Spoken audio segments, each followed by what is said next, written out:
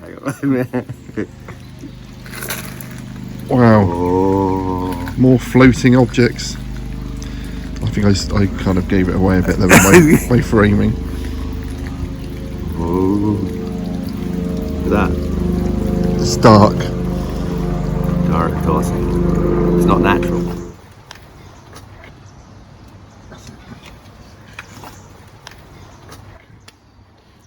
Where are we today, Ross? I wasn't ready for that. We are in Thorncombe Woods in Dorchester. I'm going to just smeared stuff over it. That's better. Okay. I'm the little one in the back again. Yeah, we should. Maybe you need to be in the front, but I think just like you are little. Everyone's little compared to you. Yes. Oh gosh, I'm not going to be looking where I'm going if I'm doing this. Very muddy today. So we attempted to do this. Well, we thought about doing this a couple of weekends ago. And we didn't because it was raining. Yeah. So we've done it this weekend when it's raining. Yeah. Well, the weekend we thought it was going to rain. It was actually woke up to glorious sunshine. God. Need to twist it. There we are. Why am I not getting David in shot? Because I'm too small and I'm too far away. No, I think we are literally next to each other now. Right, so I don't know if we recorded it a moment ago. So here we are in Thorncombe Woods, which is near Dorchester, about 10 minutes drive from my house. This is famous for two things.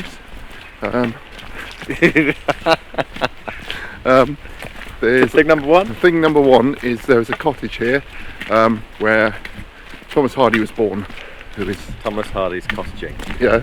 Woods. Thing number two? And thing number two is there is a Roman road through here, which apparently a Roman Centurion ghost has been spotted. Okay, sorry. We've come out of the car park here.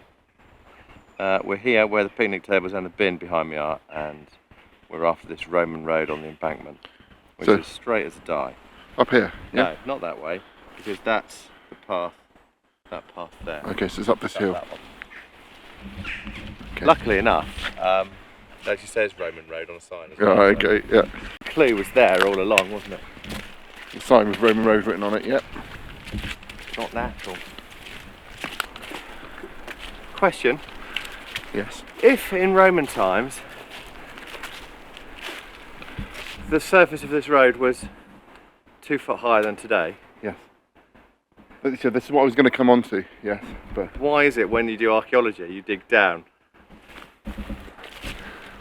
good question, David. Some things accumulate dirt and dust, And some things that what were other things worn away. erode away. Like you and I. David was 6'4" when I first met him. You've worn me down. Yeah. It's not natural. We should do a 3D episode. We're walking in the woods. Oh, squirrel. We can see that, listeners or viewers. You can't. We saw a floating apple in the car park, didn't we? Yes. That wasn't natural. Sorry. These trees look quite old, don't they? Oh shit, what was that? Do you hear that? That's some kind of horn. Yeah, it's the ghost of Roman horn.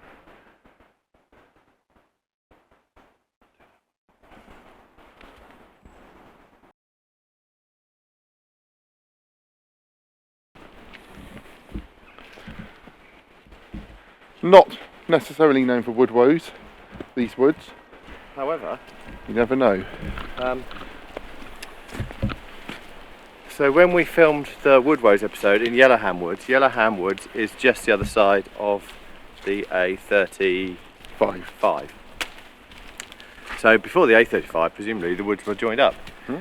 So the Woodways could have been, it would have been one big wood, wouldn't it?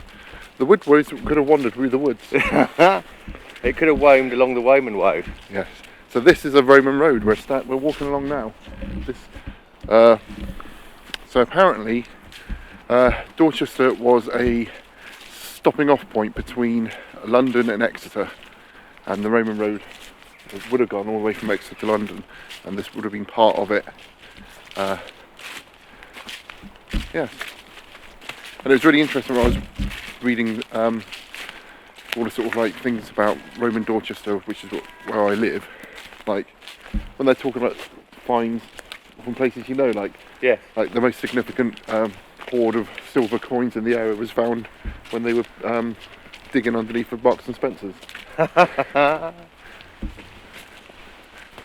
When I was a kid, we used to go to Colchester Castle all the time with school trips and the like, and always used to end up with like Roman Centurions to colour in and then cut their armour out and fold back onto their kind of cutouts. Nice. Yeah. Roman dollies. Right. And I did a whole series of paintings. It was named after Roman emperors once. Oh, nice. Yeah. Ugh.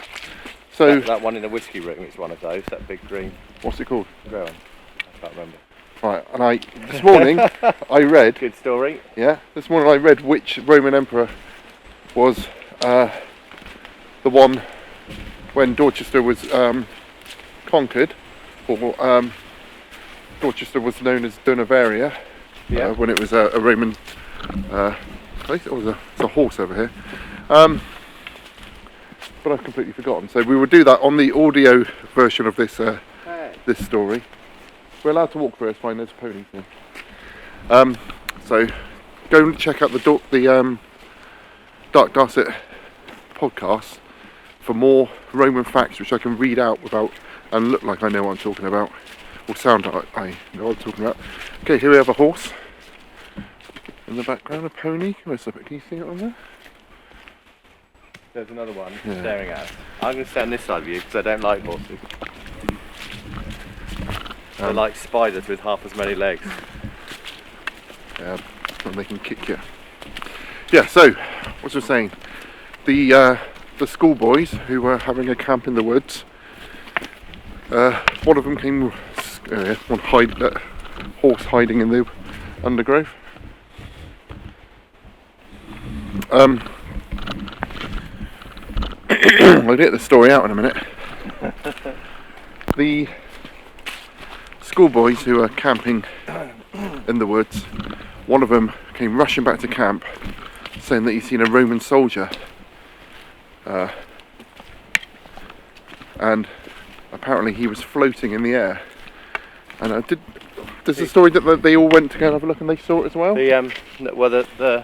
The kid who saw it went up to the teachers who were in their tent already and said, there's someone watching us, there's something out there, it's a ghost.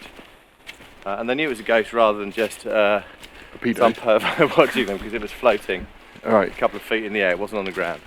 And the teachers ignored him for a little while, but then realised he came back and he was really quite upset, so they thought they'd have a look. And the teachers went out and had a look, and they saw just a few yards from the camp this ghost dressed as a Roman centurion. Yes. And they made sense by it by saying the Roman road would have been here, and it was floating in the air because that was the level of the Roman road at the time he died. Yeah. It's interesting. Well, we are on the Roman road now. It's very up and down, isn't it? Yeah, but quite straight. There's another horse. Yeah.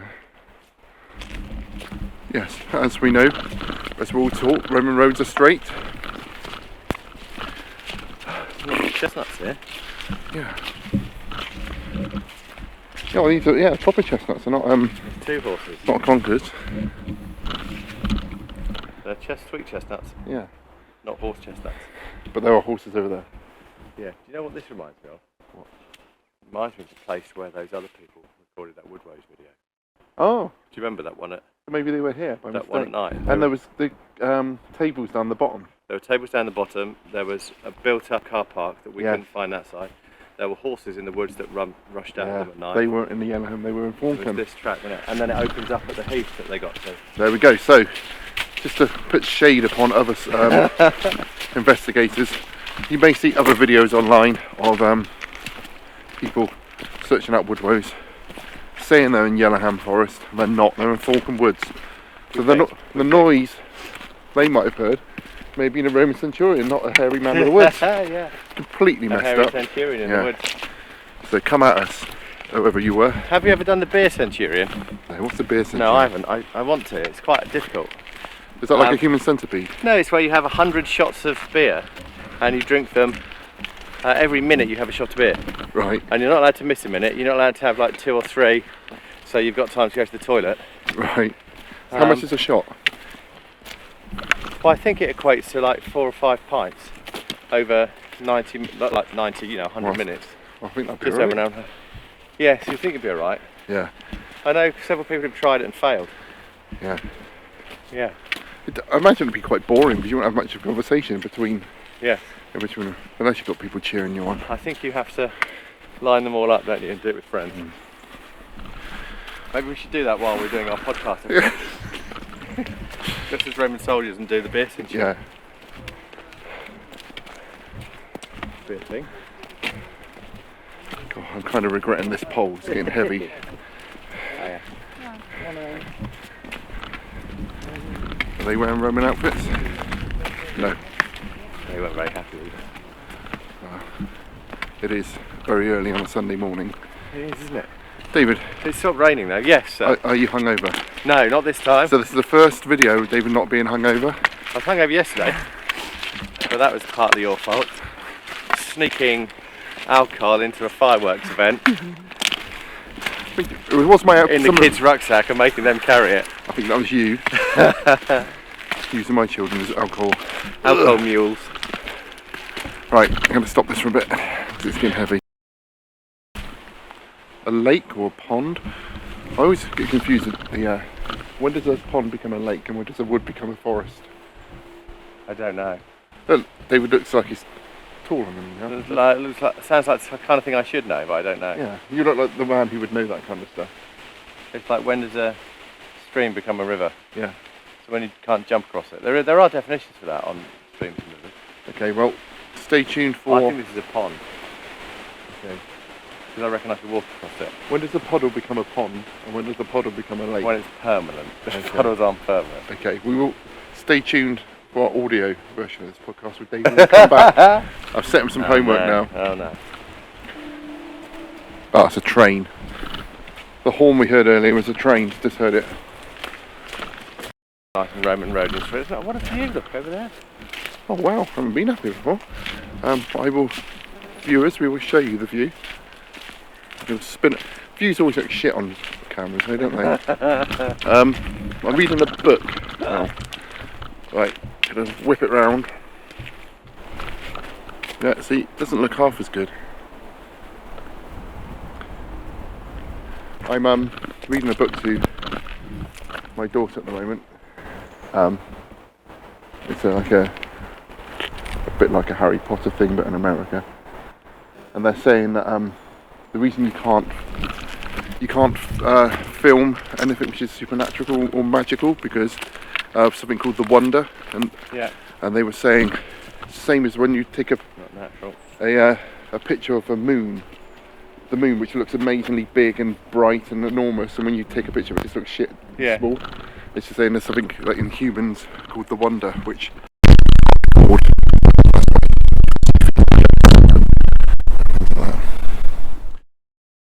we're on the Ackland Dyke Roman Road, apparently. Yeah, dates from AD 43.